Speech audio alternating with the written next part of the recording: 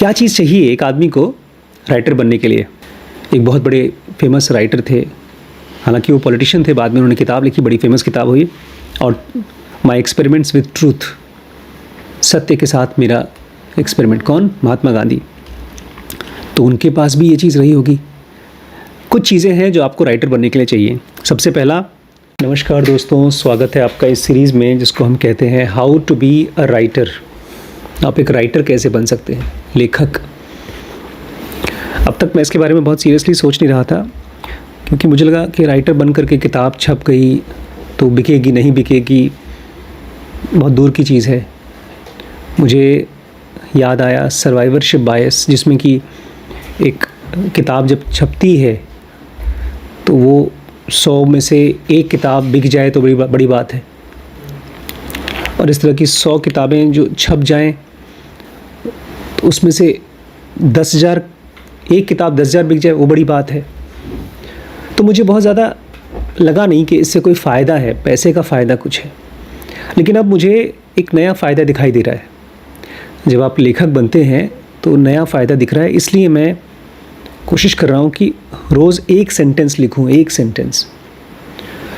हम लोग जो स्पिरिचुअल कोर्स बना रहे हैं ज़ेनोगा में, उसमें ख़ास तौर से कहा गया है कि आप ड्रिफ्ट राइटिंग करिए। जो भी आपके मन में विचार चल रहे हैं उनको देखिए और उसको लिखिए, और उसमें ये भी देखिए कि कितना % आप एस सेंटर में थे, कितना % एक सेंटर दूसरे सेंटर को डोमिनेट कर रहा था। इस तरह से आपका माइंड आपके कंट्रोल में आएगा, ग्रिप में आएगा, और मैंने इसका असर होते हुए देखा है। तो मैं और अच्छे तरीके से इसको करना चाहता हूँ अपनी लाइफ में। आप लोग हो सकता है लेखक नहीं बनना चाहते होंगे अभी, बट इसको पढ़ने के बाद क्या पता आप लोग बनना चाहें। और ध्यान रखिएगा, हमने पिछली बार पढ़ा कल के चैप्टर में कि रस्किन बॉन्ड कहते हैं मैं दूसरों के लिए नहीं लिखता हूँ, मैं खुद के लिए लिखता हूँ। बहुत से लोग दूसरों के लिए लिखते हैं, तो अपने लिए लिखिए, कुछ लिखिए, अपने लिए लिखिए।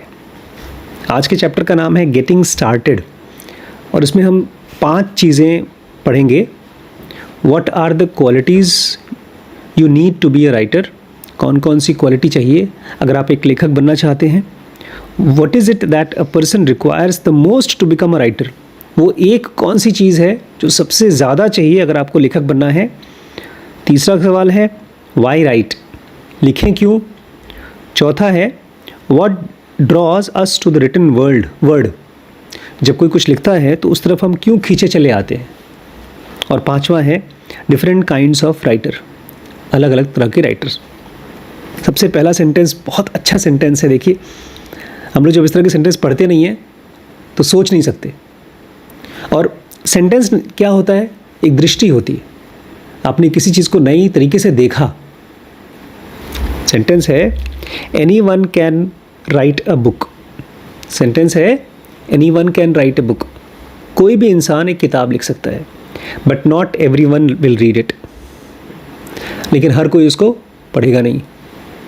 अभी आप लोगों ने मिलकर के एक फ़िल्म बनाई है, मेरे जाने के बाद बनाई थी ना, उसमें एक बच्चे ने एक अपने टीचर को जहर देकर मार डाला।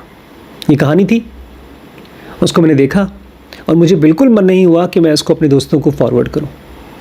अगर मैंने उसको ग्रुप में डाल दिया होता तो कम से कम 30, 40, 50 लोग शायद देख लेते, शायद 100 व्यू भी आ जाते।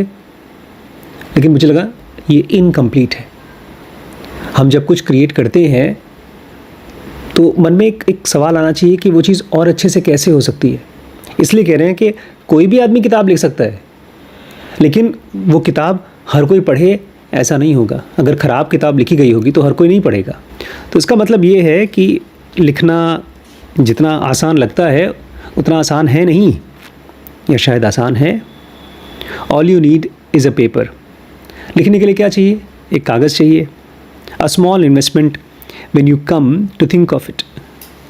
कितना पैसा चाहिए लिखने के लिए? कितना पैसा लगाना है? इन्वेस्टमेंट, एक कागज़, एक कॉपी, बस 20-50 रुपए की कॉपी। The rest depends on those little grey cells. लेकिन बाकी सब आपकी खोपड़ी पर डिपेंड करता है। As so often mentioned by Agatha Christie, the brilliant detective Hercule Poirot. ये पढ़ते रहे होंगे अगाथा क्रिस्टी नाम की एक ऑथर हैं जो बहुत पुरानी ऑथर हैं। उनका ये कहना है कि जब कोई आदमी कुछ लिखता है तो कागज़ और कलम से थोड़ी लिखता है, दिमाग से लिखता है। तो एक लेखक दूसरे लेखकों को पढ़ता है और उनको लिखता भी है, उन्हीं के बारे में लिखता है। And Agatha Christie is a good place to start. Author कह रहे हैं कि अगर आप लिखना सीखना चाहते हैं तो अगाथा क्रिस्टी बहुत अच्छी जगह है शुरुआत करने के लिए। After all she has outsold every other writer in publishing history. Agatha Christie ने इतिहास में जितनी भी किताबें छपी हैं उन सबसे ज़्यादा किताबें बेची हैं उन्होंने, सबसे ज़्यादा। रस्किन कह रहे हैं कि हमने सुना है कि बाइबल सबसे ज़्यादा बिकी है दुनिया में। बाइबल समझते हैं कौन सी किताब है? जैसे अपनी भगवद गीता, जैसे हिंदुओं की भगवद गीता है, मुस्लिम की कुरान है, ऐसे ही अंग्रेज़ों की ईसा मसीह की बाइबल है। लेकिन वो लोग जानबूझ के चालाकी करते हैं। एक तो मुफ्त में बांटते हैं, होटलों में रख देते हैं, और कोई चुरा के ले जाए तो बड़े खुश होते हैं क्योंकि उनका रिलीजन बढ़ रहा है, फैल रहा है। तो ऑथर कह रहे हैं हमने सुना है कि बाइबल सबसे ज़्यादा बिकी है, लेकिन सच पूछिए तो लोग उसको खरीदते नहीं हैं, वो मुफ्त में बांटी जाती है। If you want Agatha Christie you pay for it. कितना अच्छा अंग्रेज़ी लिखा है। If you want Agatha Christie you pay for it. You pay for it बड़ा सॉलिड चीज़ है। पैसा दो, यू पे फॉर इट मतलब पैसा दो। अगाथा क्रिस्टी को पढ़ना चाहते हो तो पैसा दो। If you want to read my book pay for it, ऐसा कुछ कहा गया है। जैसे वो गरिमा पुश्ते का हलवा बनाती है और वैभव बोलता है कि मुझे और खाना है, तो गरिमा क्या बोलेगी? पे फॉर इट, पैसा दो। मैं यहाँ पर रोक करके एक बात बोलना चाहता हूँ आप सभी से। हम लोग पूछते हैं अक्सर कि मेरा पैशन क्या है, कौन सी चीज़ है इसको मैं करूँ तो दुनिया में मैं सक्सेसफुल हो सकता हूँ, पैसा कमा सकता हूँ, नाम कमा सकता हूँ। लेकिन एक चीज़ हम लोग भूल जाते हैं कि हम किसी प्रोफेशन को पसंद या नापसंद करते हैं उन लोगों के हिसाब से जिनको हम मिले हैं। अगर आप किसी बहुत अच्छे टीचर से मिले हों, पर्सनली मिले हों, तो आप एक अच्छा टीचर बनना चाहेंगे। बचपन में हर एक बच्चा टीचर बनना चाहता है क्योंकि वो रोज़ टीचर को देखता है हुक्म चलाते हुए बच्चों के ऊपर, और सारे बच्चों का उनको टीचर को या तो प्यार मिलता है या तो हेट मिलता है। यहाँ पर मैं आप लोगों की दोस्ती करा रहा हूँ रस्किन बॉन्ड से। रस्किन बॉन्ड ने जितनी किताबें लिखी हैं उतनी किताबें कृष्णमूर्ति ने लिखी होंगी। ऑलमोस्ट 150 बुक्स पब्लिश हुई हैं, तो बहुत ज़्यादा किताबें लिखी हैं। और रस्किन बॉन्ड एक बहुत पैशनेट, बहुत इंटेंस राइटर हैं। ये लोग ऐसे होते हैं जो अपने काम में बहुत घुल जाते हैं। ऐसे लोग बहुत कम मिलते हैं सिखाने के लिए। जैसे मैं स्पिरिचुअली पढ़ा रहा हूँ आप लोगों को स्पिरिचुअलिटी, तो किसने मुझे मोटिवेट किया? पीजे सर की किताब से। लेकिन उससे भी ज़्यादा शुरुआत में मैंने ओशो को जब सुना मुझे मज़ा आ गया। मुझे लगा सुन करके एक आदमी इतना किसी को फ्री कर सकता है, तो मुझे लगा कि मैं भी बोलना शुरू करूं। पीजे सर जी से तो मुझे ये पता चला कि मुझे क्या बोलना है, बट उसके पहले प्रैक्टिस करना शुरू कर दिया था ओशो से ही। तो अगर आपको पूछना है ना कि मुझे क्या करना है, तो आप ऐसे लोगों की बायोग्राफी उठाइए, ऐसे लोगों से पूछिए जिन्होंने किताबें लिखी हैं, तो वो आपको गाइड कर पाएंगे अपना पैशन खोजने में। तो रस्किन बॉन्ड उसी में से एक है। ये कह रहे हैं कि हर आदमी पैसे के लिए नहीं लिख सकता, लेकिन मैं जब कुछ लिखता हूँ और उसके लिए मुझे पैसे मिल जाए तो बड़ी खुशी होगी मुझे। हालांकि अगर पैसे नहीं मिलते हैं तब भी मैं लिखूँगा, क्योंकि मुझे अच्छा लगता है जब मैं अपने लाइफ के बारे में अच्छे शब्दों में पिरो पाता हूँ, लिख पाता हूँ। It's all about self expression. लिखना एक तरह का सेल्फ एक्सप्रेशन है, नाच की तरह है, गाने की तरह है, पेंटिंग करने की तरह है। कुछ लोग खाना बना के एक्सप्रेस करते हैं। अच्छा अच्छा खाना बनाएंगे, आप उसको खाएंगे, उनको बड़ी खुशी होती है। खुद नहीं खाते, दूसरों को खिलाते हैं पका के। जैसे मम्मी को बड़ा पसंद है खाना खिलाना। कुछ लोग अपने आप को एक्सप्रेस करते हैं पेंटिंग करके, कुछ लोग म्यूज़िक बना करके, कुछ लोग गाना गाकर, कुछ लोग डांस करके, कुछ लोग फुटबॉल को लात मार के, और कुछ लोग क्रिकेट बैट को तोड़ कर, और कुछ लोग बहुत ज़ोरों से दौड़ कर, जैसे उसेन बोल्ट ने किया, वो बहुत फास्ट रनर है। Some do it with words, कुछ लोग शब्दों से करते हैं। ये बड़ी ट्रिकी चीज़ है, अपने आप को दुनिया के सामने एक्सप्रेस करना बड़ी ट्रिकी चीज़ है, but it can be satisfying.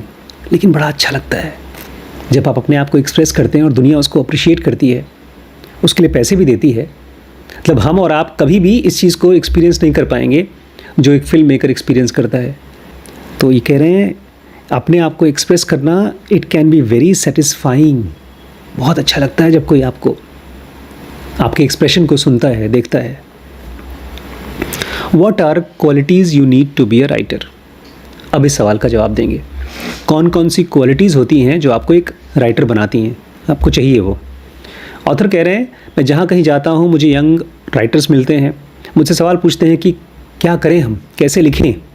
लोग उम्मीद करते हैं कि 70 साल से आप लिख रहे हो, आप ज़िंदगी में ढेर सारे उतार चढ़ाव करने के बावजूद आप लिखते रहे हो, तो कुछ टिप्स बताइए। टिप्स समझते हैं? कुछ तरीके बताइए। तो ठीक है, क्या चीज़ चाहिए एक आदमी को राइटर बनने के लिए?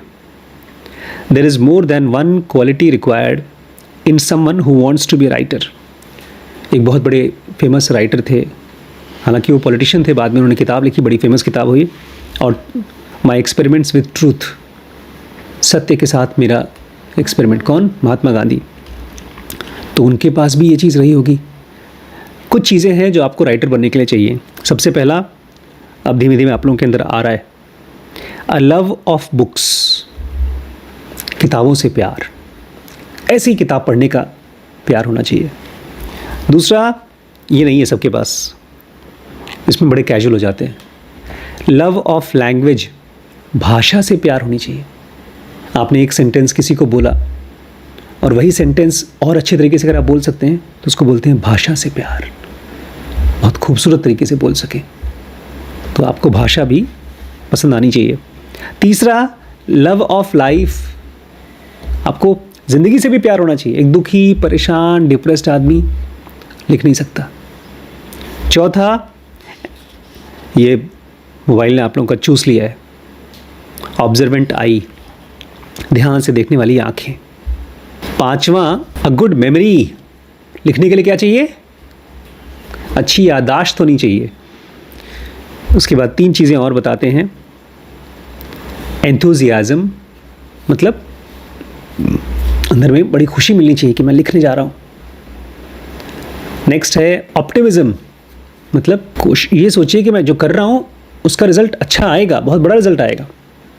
अभी मैं आज ही एखर्ट टोल को सुन रहा था गाड़ी में, बताते हैं जब मैंने पावर ऑफ नाउ किताब लिखी थी, ये वाली, इसको करीब 2-3 मिलियन, 20-25 लाख लोगों ने खरीदा है और पढ़ा है। बताते हैं मैंने जब लिखा था मुझे लगा था कुछ लोग पढ़ेंगे, 10-15-20 लोग पढ़े तो ठीक है, नहीं तो मैं टमाटर बेच लूँगा।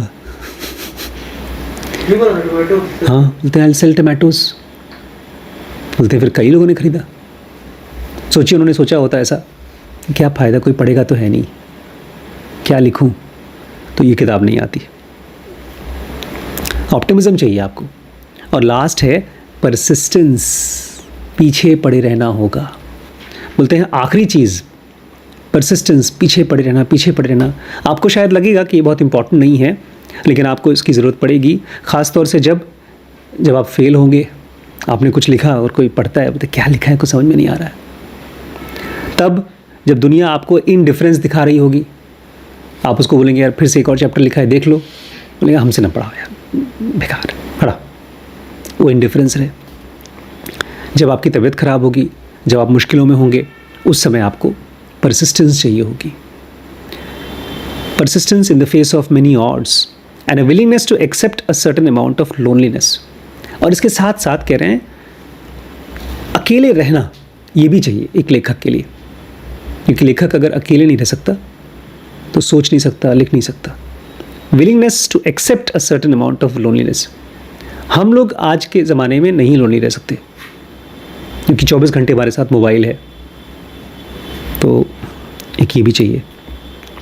Because writing is a lonely profession, for most of the time you are on your own, you work alone.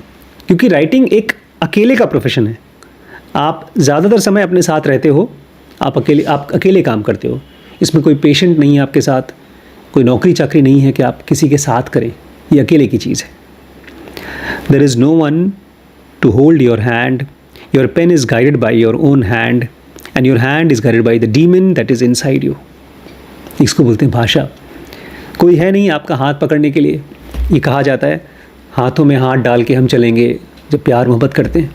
There is no one to hold your hand. Your pen is guided by your own hand. आपका pen आपके ही हाथों से guide होता है। आप अपने हाथ से अपने पेन को गाइड करते हैं। और आपका पेन किससे गाइड, आपका हाथ किससे गाइड होता है? By the demon inside you. Demon मतलब जो राक्षस आपके अंदर बैठा हुआ है,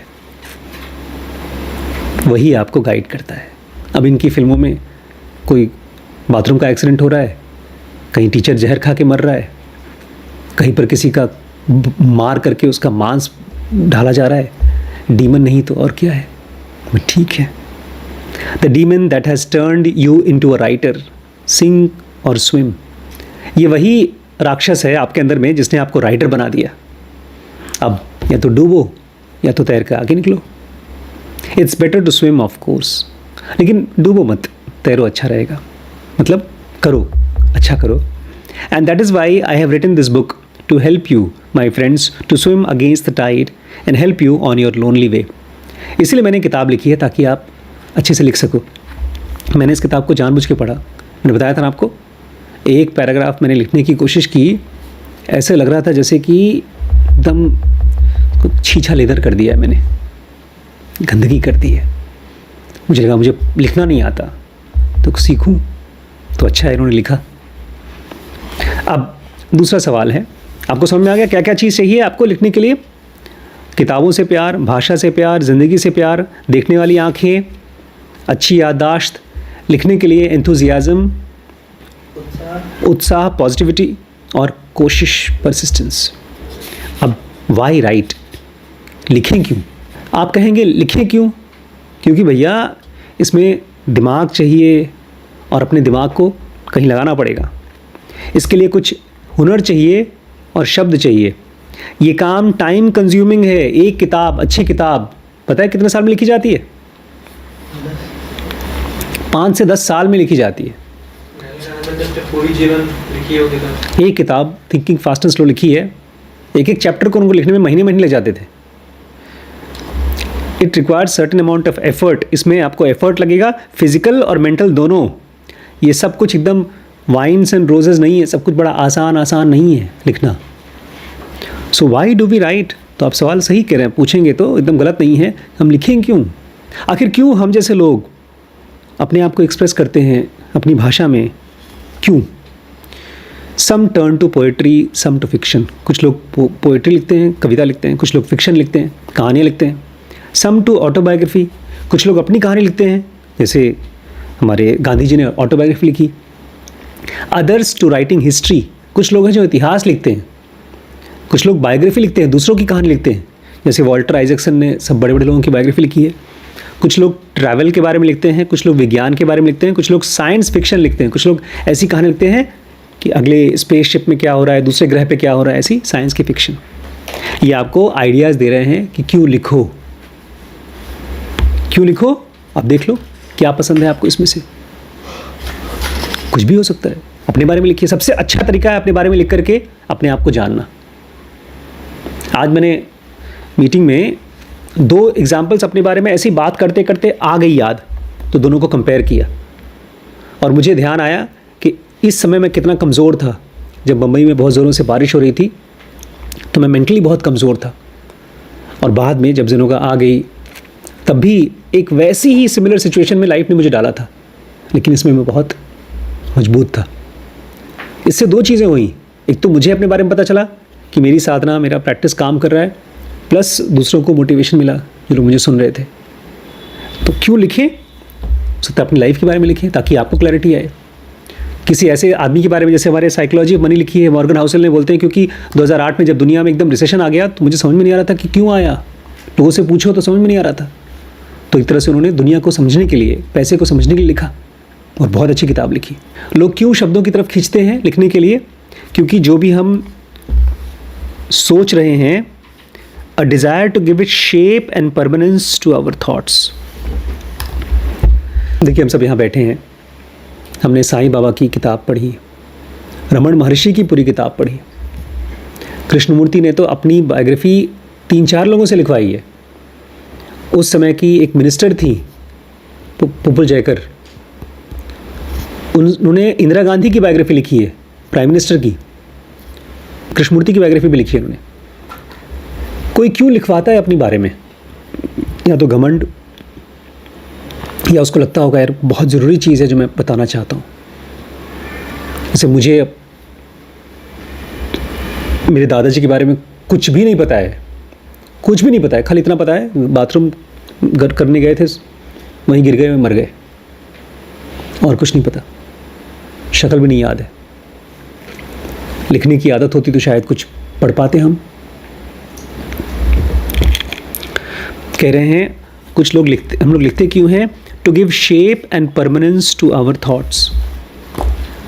हम अपने विचारों को शेप देते हैं और परमानेंस देते हैं। परमानेंस क्या होता है? देखिए हमारी ज़िंदगी में ना कुछ नई चीज़, एक्साइटिंग चीज़, खूबसूरत चीज़ नहीं हो रही है, इसलिए हम कुछ लिखते नहीं उसके बारे में। कुछ महीने पहले मेरी एक मुलाकात एक भाई साहब से हुई थी, बहुत अमीर आदमी। उनसे मैंने पूछा कि आप अपने बारे में लिखते क्यों नहीं, या किसी से लिखवाते क्यों नहीं अपनी बायोग्राफी? तो उन्होंने भी यही कहा कि क्या है लिखने को, बताने को क्या है दुनिया में, कुछ अच्छा हो तो लिखें। वो बेचारे भूल गए कि जब लिखते हैं तब अच्छा होता है। लिखना एक बहुत पावरफुल तरीका है सोचने का। नॉर्मली जो हमारे विचार चलते हैं ना, वो ऐसे ही चलते हैं मधुमक्खी की तरह, लेकिन जब आप लिखते हैं तो एक होता है रास्ता और मधुमक्खी उसके बगल पर में चलते हैं। सोचिए आज से 5000 साल पहले भगवान कृष्ण के मन में ये सवाल आता कि क्या फ़ायदा ये सब बातें सोचकर, लिखकर, किसी को बताकर? कौन सी बात? कर्म क्या है, अकर्म क्या है, गीता। क्या ऐसा हो सकता है कि भगवान कृष्ण ने गीता लिख करके, बोल करके भगवान बने हों? क्या ऐसा है कि वो भगवान थे इसलिए गीता लिखा, या गीता लिखा इसलिए वो भगवान बने? कृष्णमूर्ति की ढेर सारी किताब है, उसमें से एक किताब है फ्रीडम फ्रॉम द नोन, जो भी चीज़ जानते हैं उससे फ्री होना। क्या उससे लिखने से वो फ्री हुए, या फ्री थे इसलिए लिखा? जब हम कुछ लिखना मुश्किल काम है, पता है ना। दो लोग बैठते हैं, जैसे कृष्णमूर्ति टाइप के लोग जो, या निसर्ग दत्त जैसे लोग बैठते हैं, आपने सवाल पूछा मैंने बोला, फिर आपने सवाल पूछा मैंने बोला। मैं जब बोल रहा हूँ तो मेरे पास रेडीमेड आंसर नहीं है, मैं दिमाग में खोद रहा हूँ, उसमें से एग्जाम्पल निकाल रहा हूँ, तब जाकर के कुछ लिखा जाता है। हम लोगों को लगता है अगर हमारी लाइफ में कुछ होगा तब लिखेंगे। ये ऐसा ही है जैसे कि आप कहें अरे क्या जाएं कहीं घूमने फिरने, क्या है देखने को? आप बैठे यहाँ हैं, देखने को है कश्मीर में, जाओगे तब दिखेगा, जब लिखना शुरू करोगे तब दिखेगा क्या है, आप क्या है। Give shape, permanence and discover yourself. मुझे तो लगता है आप लिख करके डिस्कवर करते हो अपने आप को। और to use our imagination to weave tales. जैसे वैभव बड़ी इच्छा कर रहे हैं कि ये चीज़ हो जाए, अपनी कल्पना का इस्तेमाल करना अपनी कहानियों को बताने का। इनकी कहानी अधूरी थी, मेरे साथ डिस्कस की, अगर बनाने से पहले डिस्कस कर लिए होते, बनाने के रिलीज़ करने के बाद डिस्कस कर लिए होते, थोड़ा सा और। मैंने मोरिना तो सुना था, उसका ट्राई करा। कहानी को बनाइए रियलिस्टिक और फैंटास्टिक। आप एक चीज़ और मिस कर रहे हैं, आप हमेशा फैंटेसी लिखने की कोशिश करते हैं। रियलिस्टिक लिखिए। आपने एक रियलिस्टिक कहानी बनाई थी, बड़ी अच्छी थी वो, मैं आपको मजबूर कर रहा हूँ, मम्मी आपको मजबूर करी पढ़ने के लिए, तो आपने मुर्गे को पकड़ करके डाल दिया उस फिल्म में जो बनाया था। अपनी कहानी में से बनाइए, दीदी की कहानी में से बनाइए, शिरीष की कहानी में से बनाइए। रियलिस्टिक या तो, और fantastic, out of life around us, हमारे आसपास की लाइफ में से बनाइए। उस सांप की कहानी आज तक नहीं बनी हमारी। भैया को सांप ने काटा था, आप बोले थे हम कहानी बनाएंगे सांप की कहानी। मैंने कहा ना, लिखने के लिए क्या चाहिए आपको? ऑब्जर्वेंट आई। हम लोग किताबें खरीद खरीद के खोज रहे हैं कि हम उसमें से कुछ कहानी मिल जाए, लेकिन कहानी कहाँ पड़ी है?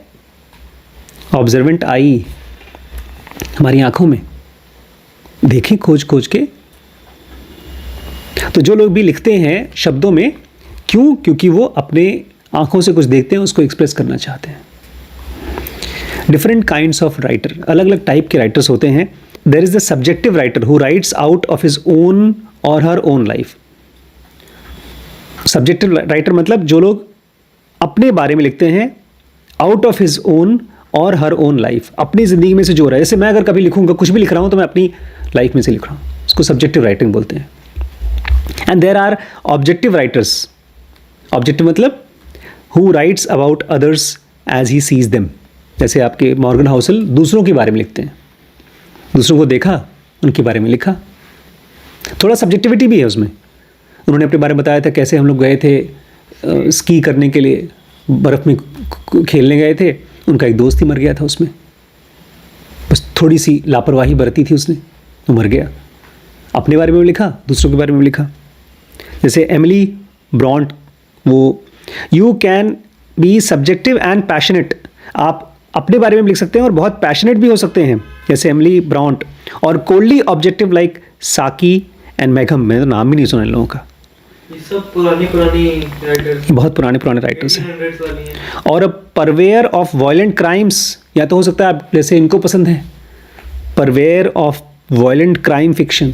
आपके मन में ढेर सारी कल्पनाएं आती हैं, कैसे हम क्राइम कर सकें, कैसे मारपीट कर सकें, कैसे मर्डर कर सकें, कैसे बलात्कार कर सकें। ऐसी फिल्म बनती है। हाँ, लोगों को पसंद आती है। आज वो कहते हैं इकहट टोल, बोलते इमेजिन करिए आप एक फिल्म देखने गए और उसमें कोई कॉन्फ्लिक्ट नहीं है, कौन देखेगा? कोई नहीं देखेगा।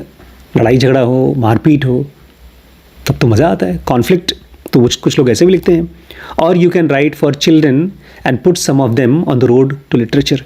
जैसे हमारे ऑथर जो हैं, ये खास तौर से बच्चों के लिखते थे, आप बच्चों के लिख सकते हैं।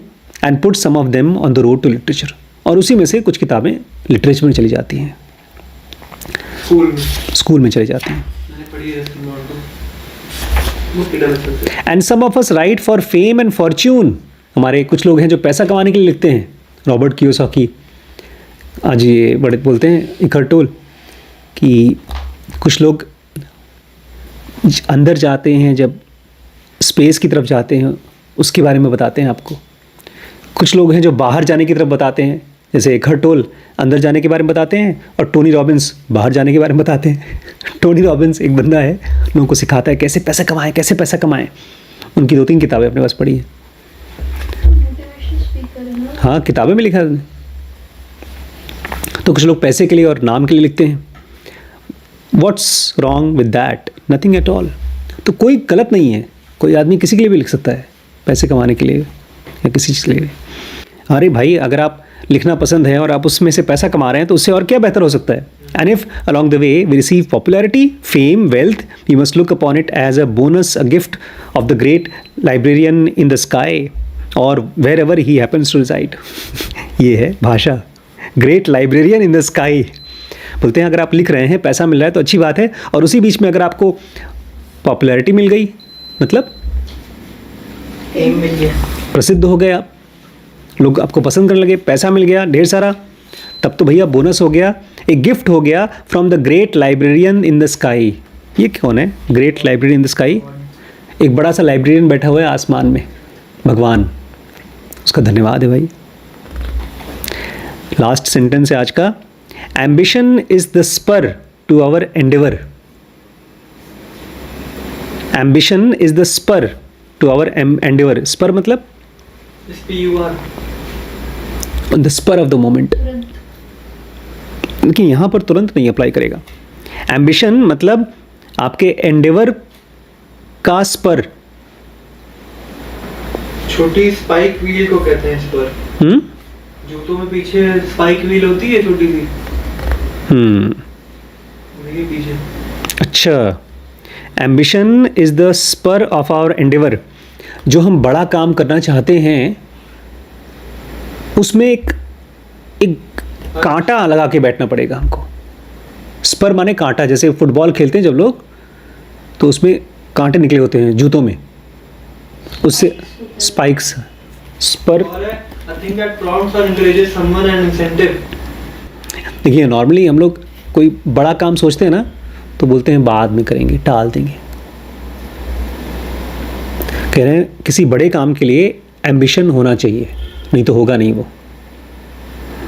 एम हाई, बड़ा सोचो, ये भी एक भाषा है। हम लोग बोलते हैं अरे कोशिश करो ना यार। कह रहे हैं अगर आप बहुत ऊंचा नहीं, टॉप पर नहीं पहुंचोगे, you will be far above the bottom. मतलब अगर आप एकदम ऊंचा नहीं पहुंच पाए, Bottom नीचे तक से भी तो नहीं उठोगे, नीचे से तो दोबारा लाइन उठोगे। बोलिए। Even if you don't get to the top, हो सकता है तुम ऊपर एकदम टॉप पे ना पहुंच सको, बॉटम से तो काफी you will be far above the bottom. Bottom तो काफी दूर पहुंचे। जमीन से तो ऊपर रहोगे। And the best way to get there is to read. और सबसे अच्छा तरीका है, अगर आप लिखना चाहते हैं तो पढ़ो। जो आदमी लिखना चाहता है वो बहुत पढ़ता है, उसी से उसको भाषाओं का एक भाषा, उसके लिए शब्द ऐसे होते हैं जैसे पेंट। नॉर्मली तो हम लोग रंग उठा के लाते हैं दुकान से, लेकिन यहाँ पर रंग मिलते हैं दूसरी की किताबों से। तो गेटिंग स्टार्टेड के लिए क्या क्या है, कौन सी क्वालिटी चाहिए? किताबों को प्यार होना चाहिए, भाषा से प्यार होना चाहिए, ज़िंदगी से प्यार होना चाहिए, आँखों से, मतलब देखना चाहिए आपको। यू शुड बी इंटरेस्टेड कि मैं लोगों को ध्यान से देख सकूँ, चीज़ों को ध्यान से देख सकूँ। आज जब मैं रात को हम लोग सो रहे थे इस होटल में, उसका गद्दा ऐसा था कि आप किसी भी कोने में सोइए, बीच में गिर जाएंगे। एकदम नीचे से दबा हुआ था बीच में। साइड से उठाओ, नीचे से जाओ। हाँ, बड़ी मम्मी बोलती हैं कैसा गद्दा है, तो सो लेंगे किसी तरह से, बीच में तकिया वकिया लगा के सो लेंगे। मैंने कहा अरे पैसा दिया है, बुलाएंगे उसको। तो मैं आपको एक लेखक की तरह बता रहा हूँ, एक सीन अगर आप फिल्म में डालना चाहें तो। कॉन्फ्लिक्ट भी है। वो आया, जूता बेचारा पहन करके, रात को 12 बजे उसको बुलाया था मैंने। आया पहन के जूता, बोलता है क्या हुआ सर? मैंने कहा तुम्हारा गद्दा देखो यार, इतना बेकार है। नहीं सर ख़राब नहीं है। मैंने कहा नहीं देखो, तुम सो के देखो यार, बीच में तुम लटके चलो, बीच में चले जाओगे। मैंने सो कर दिखाया उसको, तो नया ही तो है। मैंने कहा नया है चाहे पुराना है, बीच में से दबा है, इस पर हम नहीं सोएंगे। तो हमने फ़ोन किया, अरे गद्दा बदलने को कह रहे हैं, गद्दा क्या करें? गया दूसरा कमरा खोल करके दिखाया, बोलता ये इसका देखिए। मैंने कहा हाँ इसका गद्दा सही है, लगा दो वहाँ। बोलता लेकिन ये बिस्तर छोटा है, आपका बेड बड़ा है, इसका बिस्तर छोटा है। मुझे लगा था हे राम, ऐसा ना हो कि आदमी हमसे कहे कि कमरा बदल लो। कमरा बदलने में सब बैग वैग पैक करो, सब कुछ, रात को 12 बजे इस कमरे में ले आओ। मैंने कहा नहीं ये गद्दा सही है, ऐसे गद्दा दूसरा ले आओ तुम। फिर अपना फ़ोन बताने लगा, क्या करें गद्दा सही है इनका, नया है, कह रहे हैं बदलने के लिए। मैं खड़ा उसको सुनता रहा। बीच बीच में अपना जूता निकाला, पैरों में खुजली उजली कर लिया, जूता होता ठीक से पहना, वो सब मैं देख रहा था उसका। फिर एक और कमरा सामने वाला खुलवाया उसने, उसमें 2 डबल बेड बड़े बड़े, और उसका गद्दा ठीक था। फिर मैं अपने कमरे में आ गया कि भी गद्दा ले आएगा, तो अपना उधर से आवाज़ आई, धड़ धड़ धड़ कुछ आवाज़ आ रही है। गद्दा बहुत भारी था। फिर मैं चला गया उसके साथ, गद्दा लेकर आया। नहीं उसके पहले सबसे इंपॉर्टेंट चीज़ तो मिस ही कर गया। मैंने कहा देखो भैया मुझे गद्दा चाहिए, अच्छा गद्दा चाहिए, नहीं तो नींद नहीं आएगी रात भर। बोलता है एक काम करते हैं, हम 2 नया गद्दा ले आते हैं आपके लिए। कहा ठीक है ले आओ, इसको हटा देंगे और वो गद्दा बिछा देंगे। मैंने कहा हाँ जाओ ले आओ। वो गया 2 ठो फोम ले आया। फोम समझते हैं, पतला पतला। बोलता हम इसी के ऊपर डाल दें। मैंने कहा तुम्हारा दिमाग खराब है क्या? हल्के हल्के थे बेचारे। सबसे बड़ी दिक्कत उसको हो रही थी कि गद्दे बहुत भारी थे और उठाता कैसे। फिर लास्टली उस सामने वाले कमरे में से गद्दा ले आया, मैं उसको पकड़ के ले आया, फिर रखा, फिर बिछा उछा करके दूसरा वाला गद्दा उसके दूसरे में लवाया, कमरा बंद करके फिर जब लेटे ये भी वैसे ही था। फिर हम कहे चलो कोई बात नहीं, फिर सो गए। फिर 12 बजे रात नहीं, फिर 1 बजे लाइट कट गई, जनरेटर चालू हुआ, फिर एसी बंद, फिर गए एसी चालू किया, फिर 2 बजे फिर लाइट आ गई, फिर एसी बंद, फिर जाके एसी चालू किया, फिर 3 बजे वही, फिर 4 बजे वही, फिर 5 बजे वही। हर एक घंटे में जाकर एसी ऑन ऑफ करते रहे। चलो कोई बात नहीं, अरे एसी वाला कमरा मिल गया लखनऊ में, कोई खुशी की बात है। जब मैं नहा रहा था तो फ़ोन आया बड़ी मम्मी को उसका रिसेप्शन से, मैडम आप कितने बजे चेकआउट करेंगे? फिर जो डांट खाई हो, तुम्हारा कमरा यहाँ ना गद्दा ठीक से है, तुम एसी नहीं चलता है, और तुम्हारा ये और तुम्हारा उसको बहुत डांट पड़ी। मुझसे बाद में मम्मी बोलती है देखो यार मेरा एग्ज़ाम पोस्टपोन हो गया, उसकी डांट उसको पड़ रही है। बट ओवरऑल एक लेखक की तरह, एक फिल्म मेकर की तरह हम लोग इसके बारे में लिख सकते हैं, एक अच्छा एक्सपीरियंस है। ठीक है, कल और बढ़ाते हैं वीडियो।